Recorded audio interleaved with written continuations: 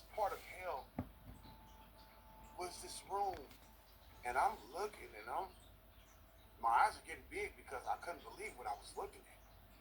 This sense of fear that started to come over me, because I went from curiosity to fear.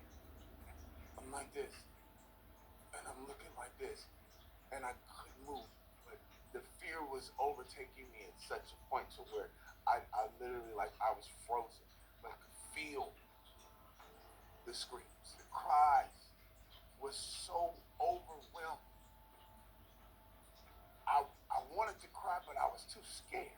I looked over to my left, and there was a face that was disfigured, and the teeth were shattered and broken. And this fear was uncontrollable. This fear was indescribable. I could feel the muscles and the tissues and the tendons. I could not only hear them, not only feel them, I could hear them detach from my body.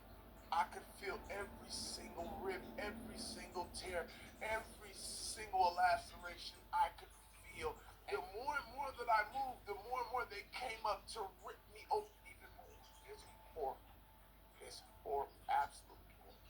When I just think that I could not take enough and I'm screaming, but this ball that was spitting me was crushing my body, and it was breaking every piece of my body as I was spinning. And there was actually a demon that was having an absolute field day. He was laughing beyond control. He was having the greatest time of his life.